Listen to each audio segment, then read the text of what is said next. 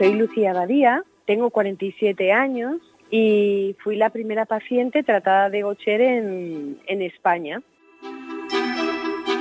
Toda esta aventura, una noche que me dolía un dedo al que no le di importancia, y a la mañana siguiente, cuando me fui a levantar, me sentía muy cansada, no podía, me dolía todo el cuerpo muchísimo y tenía un dolor y un cansancio, un dolor brutal. Y a raíz de ahí empezó todo, porque no se sabía muy bien qué es lo que me estaba pasando.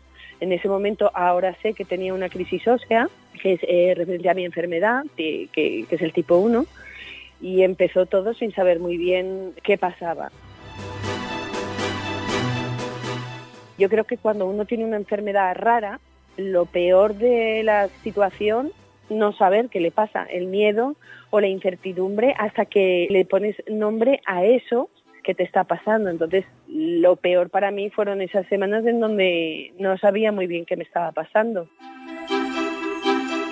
Se cumplen ahora 30 años de ese primer tratamiento de la enfermedad de Gaucher en nuestro país. Fue tratada a los 16 años por el doctor Juan Ignacio Pérez Calvo en el Hospital Clínico de Zaragoza. Hoy, en Plaza al Día, enfermedades raras, el duro camino hasta el diagnóstico.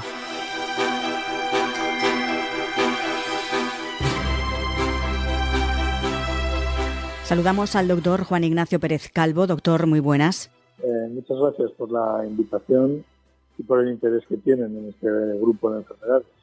Hemos hablado ya con Lucía. ¿Cómo fue la travesía de esta paciente hasta que dieron precisamente con su diagnóstico, doctor? Bueno, fue pues un poco la norma en este tipo de enfermedades. Son enfermedades poco comunes que uno a lo largo de su carrera profesional tiene pocas ocasiones de ver, y entonces el diagnóstico siempre suele ser problemático. Yo no había visto nunca ningún paciente con enfermedad de Gaucher. Fue el primer caso, el de Lucía. Se daba la circunstancia de que además el paciente había una relación de amistad personal con ella y con la familia, y en ese sentido pues había un poquito más de presión. El diagnóstico pues fue, como se dice popularmente, tirando del hilo, intentando entender las alteraciones que presentaba en ese momento, y a través de la interpretación de algunas exploraciones, pues al final, mediante una biopsia de médula ósea, se pudo comprobar que había células de Gaucher muy abundantes en la médula y que esa era la causa de las molestias que tenía en aquel momento. La paciente se refiere a usted, doctor, como el superhéroe de esta historia. En el caso de Lucía, lo ha dicho usted, esa enfermedad de Gaucher. ¿En qué consiste concretamente esta dolencia? Bueno, lo de superhéroe hay que matizarlo. Además, en estas enfermedades son sumamente complejas y detrás hay muchos superhéroes, hay muchas personas que contribuyen a que esto llegue a buen puerto, como fue el caso. Bueno, esta enfermedad es muy proteiforme, es muy variada en sus manifestaciones. Lo habitual es que se presenten con anemia, con falta de leucocitos, con pocas plaquetas.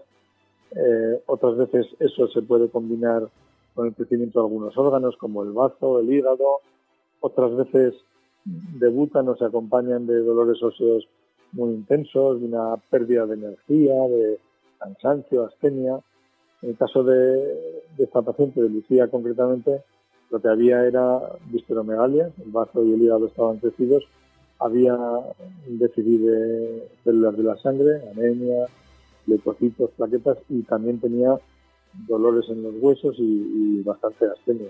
¿Cómo fue, doctor, el tratamiento que le dieron? Y claro, después de 30 años ella se encuentra bien, se tiene que medicar, eso sí, pero ¿en qué consistió el tratamiento y qué es lo que hizo que ella remontara y se encontrara, no perfecta, pero muchísimo mejor? Porque claro, ella nos decía que le costaba incluso un día levantarse de la cama, no podía moverse.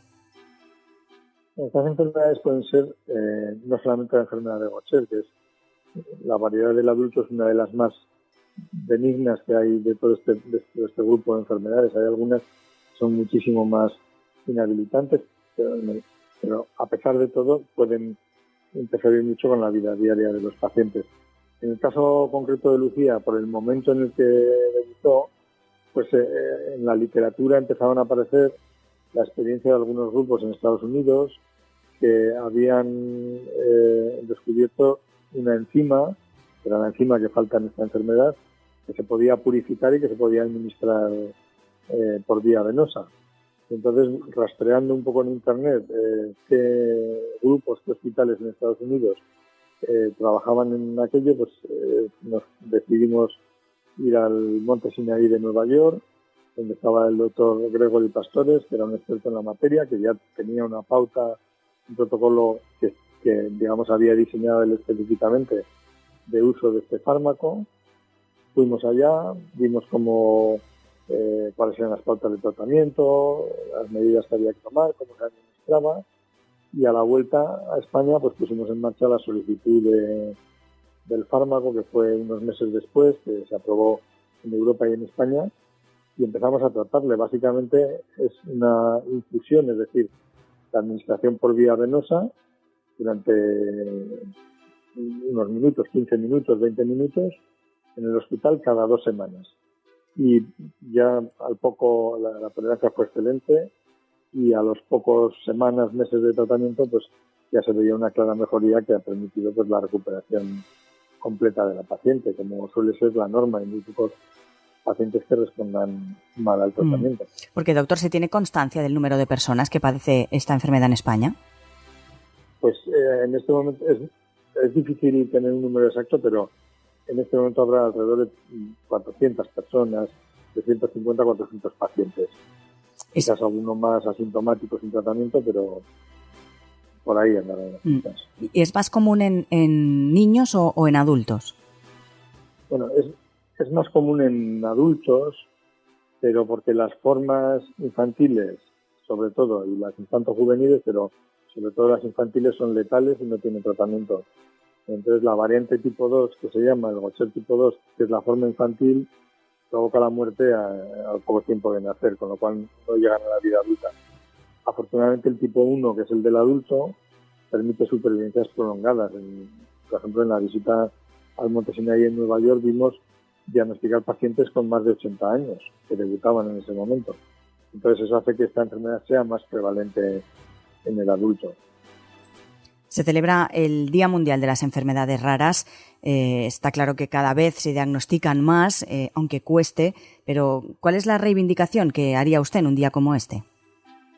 Bueno, además de la reivindicación, yo creo que tenemos que sentirnos afortunados, porque la sensibilidad, tanto social como entre nosotros los profesionales, ha aumentado mucho. La verdad es que ahora hay muchísimos médicos especialistas a lo largo de toda España que se han familiarizado con la enfermedad, y por tanto el diagnóstico es más fácil, los recursos diagnósticos son más accesibles. Pero yo sí que creo que me conviene y merece la pena hacer un llamamiento a las autoridades para que tengan también esta sensibilidad a la hora de financiar y de promover la investigación en este campo, la incorporación del diagnóstico y el tratamiento de estos pacientes a la vida diaria de los centros sanitarios, es decir, un poco normalizar, asimilar estas enfermedades a lo que son otras mucho más comunes. Uh-huh. Pues, doctor, hay sensibilidad, pero hay margen para mejorar.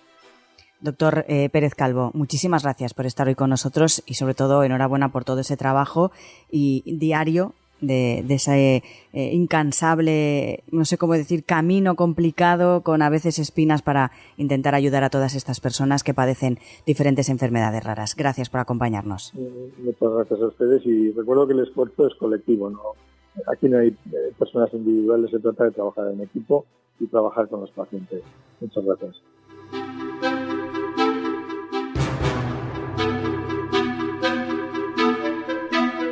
Este Día Mundial de las Enfermedades Raras sirve, entre otras cosas, para impulsar una movilización mundial que permita posicionar la realidad de estas patologías en la agenda pública. La propia Lucía Badía nos dejaba su reivindicación como paciente de una enfermedad rara. La reivindicación realmente es que a veces existen soluciones que no pueden ser pagadas porque son muy caras, y que el gobierno debe financiarlas o debería financiarlas, y por otro lado, por favor, más apoyo a la investigación. Toda la investigación que se ha hecho se debe a apoyos externos y sobre todo a la voluntad de esos maravillosos médicos que existen. Mi reivindicación es que se preste más apoyo a la investigación, que es fundamental.